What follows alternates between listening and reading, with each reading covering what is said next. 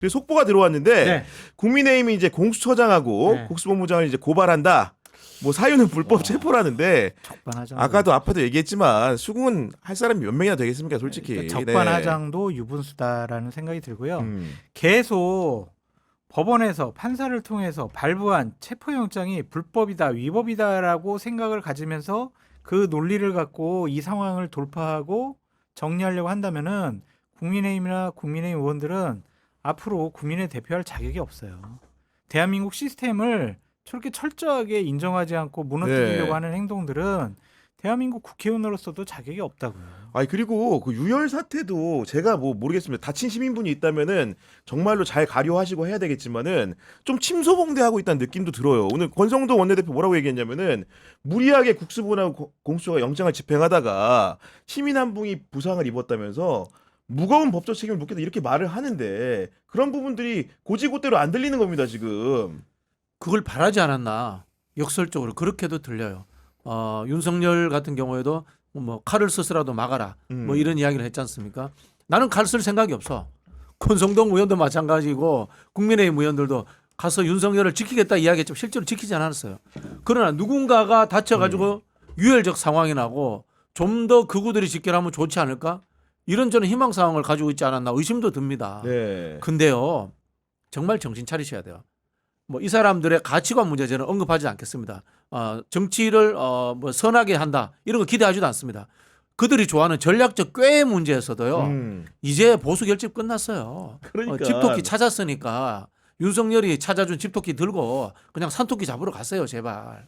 이제 좀 입장 변화했으면 좋겠어요. 아니 저는 이제 그 원장님 말씀이 진짜 이제 와닿는 게 오늘 이제 지도부가 어떤 입장을 내는지가 하나의 지표가 되는 거잖아요. 근데 이제 그 권성동 원내대표 이제 이런 얘기 한 거죠. 역할 분담을 했을 텐데 권영세 비대위원장도 어떻게 얘기하나 착 자세히 봤더니 대통령의 결단을 존중해야 하고 결단? 예우에 조금도 소홀함이 없어야 할 것이다.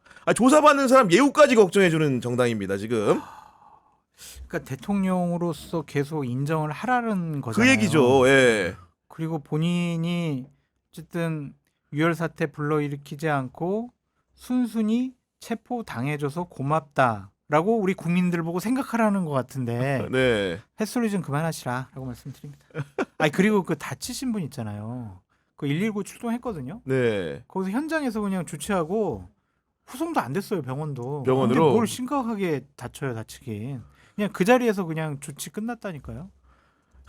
이해를 못하겠어요. 그러니까 그러다 보니까 뭔가 이제 침소봉대를 한다는 느낌을 계속 받는 거고 아까 말한 것처럼 그러니까 보수 우파 패널이시니까 지금 뭔가 보수 진영이라는 게 지금 윤석열 그 대통령의 그런 체포 혹은 구속 그다음에 탄핵이라는 것들을 기정사실하고 전제할 수밖에 없는 국면으로 그럼요. 간다고 한다면은 이 상황을 받아들이고 그렇죠. 뭔가 새로운 판을 짜야 되는데 지금이라도 해도 늦은 거 아닙니까 지금? 그러니까 한마디로 네. 말씀드려서 윤석열 김건희 부부랑 그냥 결별하시면 돼요. 그 사람들 빼고 다시 보수파를 리셋해야 된다라는 생각을 가져야지 계속 거기에 집착을 하시게 되면요. 그냥 뭐 대선은 물론 앞으로 뭐 지방선거, 총선 다 그냥 다 끝나요. 권영세 의원 용산에서 되겠어요? 나경원 의원 다음번에 동작에서 되겠냐고요. 그러니까요. 그래서 자꾸 네. 윤석열한테 집착하지 말고 김건희 얼마나 이상한 사람인지 우리 다 봤잖아요. 오늘도 남편 잡혀가는데 본인 그 반려견 산책시키면서 이렇게 보잖아요. 물론 그게 정확하게 제일 본인인지 아닌지 확인은 안 된 것 같긴 하지만 네. 생각을 해보세요. 대통령 관저에서 어떤 여성이 반려견을 데리고 그렇게 산책을 할 수 있는 사람이 누가 있냐고 누가. 그러니까 그러한 정신 이상한 사람들에게 그냥 족쇄 체험 당해가지고 네. 끌려가면은 같이 진흙탕송으로 그냥 무너지는 거예요. 아니 박진 원장님은 사실은 민주진영의 브레인이지만은 노브레인입니다. 노브레인이에요? 네.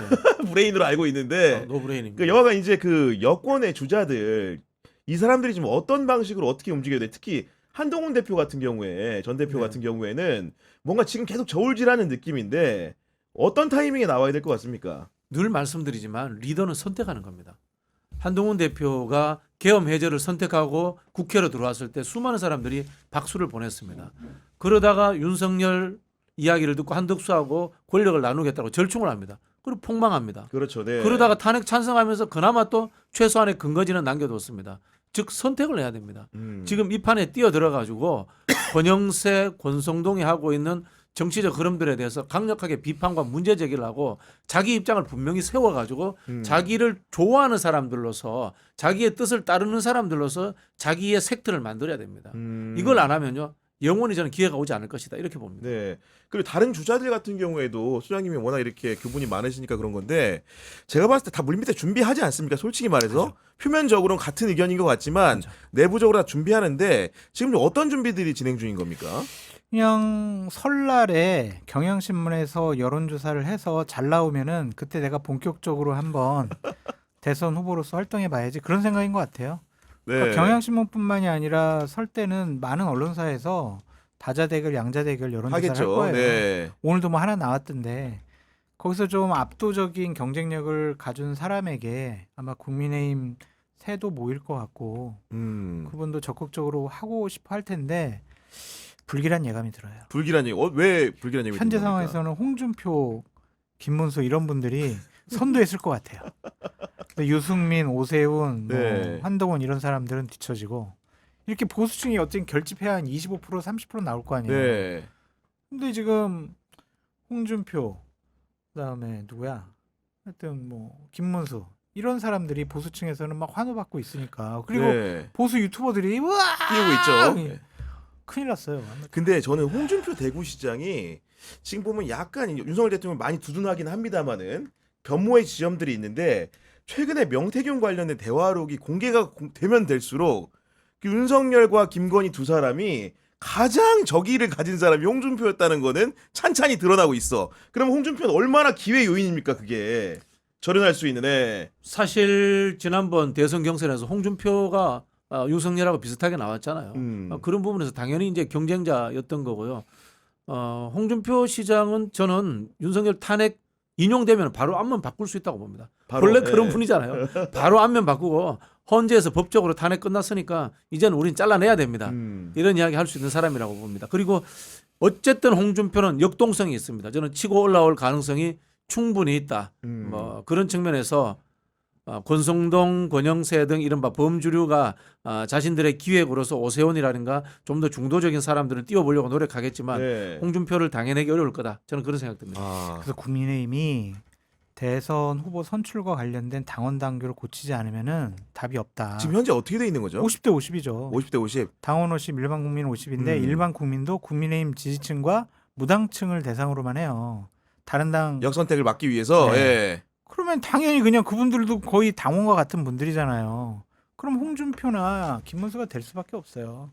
그거를 예전에 2021년에 오세훈 시장이 네. 서울시장 보궐선거 때 출마하기 위해서 안철수랑 여론조사를 그냥 일반 국민으로 시작해버렸거든요. 그렇게 해서 뽑아야 그래도 대선 한번 해볼 만하지. 그냥 당원들의 힘으로 뽑히면은 대선 뭐 치면 안 근데 오세훈 시장 입장에서 이렇게 얘기할 수 있는 거잖아요. 홍준표 시장한테. 지난번 대선을 기억해 보세요. 그때 당원에서 지고 일반 국민 이겼잖아요. 그러니까 일반 국민 비율을 높입시다. 이렇게 설득 안 되는 겁니까? 뭐 아직 오세훈 시장이 뭐 나간다고 하지도 않았고 네. 어쨌든 설 이후부터 한번 상황 지켜보시죠. 뭐 누가 네. 뭐 손 들고 나올지 봐야 될 것 같아요. 아니 근데 김문수는 뭐 이제 지표는 나오지만 이게 뭐 사람들이 진심으로 이렇게 아니 그렇지 않다고 봅니다. 저는 그래요? 만만치 진심으로 갈 수 않다고 있어요? 보는데 예. 이게 대중과 지도자의 상호 침투 작용이 있습니다. 즉 이게 뭔가면요. 대중들이 극우화되잖아요. 그럼 지도자를 극우로 따라가는겁니다. 또 지도자가 극우적인 메시지를 계속 내고 유튜브에 출연해서 그렇게 하잖아요. 그럼 대중들도 극우가 됩니다. 이 침투 속에서 저는 국민의힘 지지층이 과거보다 훨씬 더 극우화되어 있다. 그리고 극우의 포션이 국민의힘 지지층에서 많아졌다. 그렇게 생각하고요. 그런 측면에서는 김문수가 충분히 가능성이 있다고 보고요. 그다음에 행태의 문제인데요. 네. 행태의 문제라는 것은 진보나 보수의 문제가 아니라 액션이 분명함이거든요. 예를 들어 볼게요. 유승민은 분명히 중도 보수예요. 합리적 보수예요. 중도 보수고 합리적 보수면은 탄핵 찬성이라든가 탄핵 반대라든가 현장에 나오면 안 됩니까? 나와야 됩니다. 나와가지고 찬성하면 찬성 입장을 밝히고 반대하는 쪽에 가서 돌도 맞고 그렇죠. 네. 이게 사실은 진정성과 현장에서 소통하는 정치인이라는 이미지를 보여주는데 내가 입장이 불분명하니까 그냥 동떨어져서 메시지만 내고 있는 거야. 이래서는 안 되는 거예요. 오세훈도 비슷해요.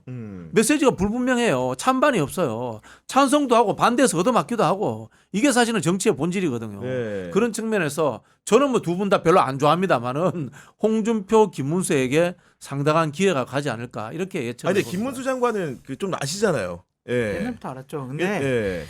김문수 장관을 유의 깊게 보라라고 한 몇 달 전부터 말씀하신 게 박진영 원장님이에요. 아, 그래요? 네, 그래서 그때는 내가 뭘 헛소리 하고 있어 그렇게 생각했는데 네. 시대를 읽었구나. 와 예. 갑자기 막 이제 아니, 우리 1등 고향 선배. 그런 간단한 로직이었어요. 예. 하여튼 1등 나오는 거 보고 우리 박진영 원장님의 해안에 대해서 아니, 근데 김문수 장관의 꿈 입장 없어요. 없어요? 없어요. 그 대권 꿈은 없어요? 없어요. 없고 그냥 네. 극렬한 유튜버들이 띄우는 거고 네. 그렇죠. 이제 본인도 나이가 많이 드셨고 51년생이신 것 같던데. 네. 예. 그래가지고 제가 봤을 때는 보수 결집용 페이스메이커 그 정도로 활용을 해야지 후보는 오세훈이나 유승민 중에 되지 않으면은 이거는 뭐 비교 근데 사람들이 모르고 선배는 잘 아시니까 여쭤보는 건데 오세훈과 유승민은 간극이 어느 정도 되는 사람이에요? 같이 해본 적이 없어가지고 한 번도 간극이 일을- 없어요. 그냥 이렇게 네. 180도 같아요. 그냥 서로 다른 방향 통해 가지고. 근데 이미지는 약간 도시적으로 비슷하죠. 약간 비슷한데. 에이, 완전 아니에요? 다르죠. 달라요? 저는 유승민 전 대표가 훨씬 낫다고 보는데 중도들한테 먹히는 이미지. 네. 실제로 경제 전문가이기도 하고 나름의 좀 품격이 있잖아요. 품격이 있는 정도고 그리고 이제 뭐 오세훈 시장 뭐 제가 좋게 평가해드리자면은 그냥 스타일리스트 멋쟁이 뭐 이 정도지 구체적인 정책 방향이라든가 비전을 보여준 적은 없어요. 네. 그래서 이제 그냥 구도를 짜 보면은 오세훈 시장이 상대적으로 대구 경북 보수 우파 지지자들에게 거부감이 덜해요. 근데 유승민 대표는 되게 많이 정말 찍혀 있어가지고 그러니까 네. 극복이 대구 잘안 사람인데 돼. 대구에 찍혀 있어. 예. 극복이 잘 안 돼요. 그래서 그 분들이 좀 손을 잡고 오세훈 시장을 앞세우면은 그래도 좀 해볼 만하지 않을까. 그리고 나는 유승민과 함께 하겠다. 유승민 국무총리 시키겠다. 네. 아니면은 기재부 장관 시키겠다. 경제는 유승민, 네. 정치는 나 오세훈. 뭐 이런 식으로 하든지. 아니면은 설날 여론조사 때 유승민 의원이 보다 더 많은 경쟁력을 보이게 되면 유승민을 앞세울 수 있는 거죠. 근데 자꾸 그냥 당원들이 선호하는 후보들 내면은 그냥 이재명 대통령 확정 그렇게 볼 수밖에 없죠. 근데 아니, 그거 예. 아니더라도 지금은 이재명 대표가 대통령 되는 게 가능성이 가장 높아요. 네. 이런 상황에서 어떻게 국민의힘 후보한테 표 달라고 하겠냐고요. 제가 보기에는 보수 결집이 이루어지지 않은 상황에서 대선이 끝나버릴 것 같아요. 보수 결집 안 이루어진 네, 상황에서 솔직히 말씀드렸어요. 네. 아. 왜냐하면요 역동성을 있어가지고 표를 끌어모을 사람이 없어요. 2017년도 그렇네. 대선 네. 같은 경우에 그나마 역동성을 가지고 있었던 건 안철수예요. 안철수가 역동성을 가지고 쉽게 말하면 신상이라는 뜻이에요. 새로움이 있어가지고 국민들에게 저건 뭐야 한번 사 먹어봐야 되겠네. 뭐 과자라면 이런 느낌을 줬단 말이에요. 그런데 지금 그런 역동성을 보수 진영의 후보들 중에 아무도 주지 않아요. 네. 그렇기 때문에 신상을 좋아하는 약지지층들, 중도층들이 확 몰려들지 않아요. 결집이 없이 극단적인 핵심 지지층 한 20에서 25%만 결집한 상태에서 네. 대선이 치러질 가능성이 상당히 많고 그리고 대선 투표율도 상대적으로 떨어질 가능성도 많다 이렇게 봅니다. 결국 그렇다고 한다면 대선 일정도 향후에 이제 대선 투표 결과에도 영향을 끼치게 될 것 같은데 어쨌든 체포가 지금 됐기 때문에 구속이 될 것으로 예상이 되는 것이고 만약에 공수처에서 구속을 시키고 검찰이 또 10일 조사하고 20일 이후에 기소를 한다고 치면 헌재 일정이라는 것도 변론기일이 지금 4차례 정해져 있기 때문에 이러저러한 걸 다 감안하면은 뭐 벚꽃 대선 뭐 이런 아유, 것도 불가능한 건 아니고 너무 저는 빠릅니까? 불가능한 것 같아요. 네. 왜냐하면은 윤석열 대통령이 오늘도 변호인들이 얘기했잖아요. 나 혼자시면 나갈 거야 이렇게 네, 얘기하잖아요. 네. 그러면은 선고기일이 좀 앞당겨질 것 같은 분위기면은 나갈 것 같아요. 잠깐만 내가 할 말이 있어요라고 하면서 이제 59분 얘기하는 네. 실력을 발휘하는 거죠 이제. 대통령이 이렇게 나 다음번에도 불러주세요. 계속 불러달라고 하면 어떻게 나 할 말이 너무 많아요. 이렇게 하면은 한 달 이상 끌 수 있거든요. 네. 근데 헌재도 4월 18일 이전에는 무조건 결론을 내야 되는 결론을 상황이지. 낼 것 같아요. 네. 그러면 5월 말이나 6월 초에 그렇죠. 60일 이후에 치르니까. 네. 6월 초쯤에 대선이 이루어지지 않을까. 너무 멀리. 저는 한 4월 말 정도 보고 있는데. 아, 그러면은 이르면 4월 말. 4월 말에 예. 5월 2월 말에 선고가 나와야 되잖아요. 그렇지. 2월 말에 나야 되는 그건 너무 거죠. 예. 빠르다고. 그래요? 설날도 있고 하니까. 근데 아무래도 이제 사람들이 이제 구속이 될 걸, 그러니까 구속이 남았습니다. 구속 절차가 영장 심사 절차가 남았지만은 구속이 된다면 좀 속도가 좀 더 빠를 수 있지 않을까. 두 분 사이 중간항을 찾자면 뭐 5월 말이 될 수도 있지 않을까. 구속이랑 헌재 심판이랑은 별 상관이 없을 것 같은데 구속당한 상황에서도 그렇죠. 잠깐만요 저 네. 헌재 심판 가서 제 스스로 변론하고 올게요 라고 하면은 내보내줄 거 아니에요. 그렇겠죠, 그거는. 네. 그러니까 그거를 당이 더 원할 거예요. 윤석열 대통령한테도 저기 일단은 한 달이라도 대선 뒤로 미뤄야 됩니다. 나가서 적극적으로 스스로를 변론하세요. 네. 그럴 것 같아요. 아니 근데 이제 보니까 정말로 간단하지 않을 것 같은 거는 오늘 공수처 이제 그 과천 정부 과천청사 5동에서 3층에서 영상 녹화 조사실에서 조사를 받고 있다고 하는데 현재까지 알려진 바에 따르면 진술 거부권을 행사하고 있다고 하기 때문에. 근데 구 기자님 네. 법조 출입 많이 했잖아요. 네. 윤석열 대통령은 그 많은 사람들의 증언과 정황적인 증거들이 영상으로 너무 많이 남아 있어. 그렇기 때문에 본인 묵비권 행사한다고 네. 본인에게 유리하다고 생각이 안 들어요. 맞아요. 예. 그런 영상이 없고 증언이 없어. 저 사람한테 증언을 뭔가 이끌어내야 우리가 이 사건의 매듭을 지을 수 있어. 예. 풀어나고 매듭 지을 수 있어라고 하면은 묵비권 하면은 답답한 거지 이제 수사기관에서 그러니까. 이미 다 나와 있는데 뭘? 저걸 게 천지야. 근데 윤석열이라는 사람 자체가 말이 많은 사람이라서 묵비권 행사하는 게 본인 엄청 힘들걸요. 아마 무건 수행하는 것처럼 힘들걸요. 어느 순간에 이게 말문이 방언 터지듯이 터져가지고 화낼 수도 있는 그렇죠. 거고. 온갖 그죠? 하고 싶은 이야기 듣다가. 다 할 것 예. 같은 그런 느낌도 드는데. 제가 봤을 때는 오전 2시간 동안 조사받을 때는 그래 난 묵비권 행사해야 되니까 그래 떠들어봐라 이렇게 했는데 도시락으로 이제 점심 드시고 나서 이제 한숨 자고 딱 나는데 또 똑같은 소리 계속 물어보거든. 그 이제 눈을 뜨기 시작을 하는 거지. 네. 손도 이렇게 하고 이러고 있다가 이제 이렇게 하고 이렇게 하면은 옆에서 변호인이 딱 잡는데 저녁 먹고 나면은 이제 본인도 피곤하거든. 그러면은 그때서는 야 이검사 너 내 말 좀 들어봐. 이렇게 말문이 트이지 않을까 저녁 때쯤에. 그런 생각이 들어요. 아, 정말로 이제 그 예측 불가능한 상황이지만 이게 뭔가 또 상상이 되는 부분이 그분의 이제 족적이나 이런 것들 우리가 보도를 통해서 너무 많이 들어서 알고 있기 때문에 이런 상상도 가능한 것이 아니, 아닌가. 어퓨 국면에서 그 조셉 대령을 막 살살 긁잖아요. 톰 크루즈가. 그러니까 결국에는 막 자기 얘기를 해버리잖아. 터져서. 예. 그런 것처럼 이제 변호사가 조금 스킬을 음. 가다듬으면 할 수밖에 없어요. 네. 제일 약한 고리 건들면 되지. 김건희 여사 명태균 이것 때문에 비상겸 선포했다라는 얘기가 있는데 맞습니까? 그 질문 이제 던지는 이렇게 순간에 슬슬 긁어 이제. 김건희 여사랑은 어젯밤에 뭐 하셨습니까? 뭐 이러면은 말하지 않을까. 네. 명태균한테 왜 돈 안 줬어요? 3억 5천 이런 거 물어봐야지.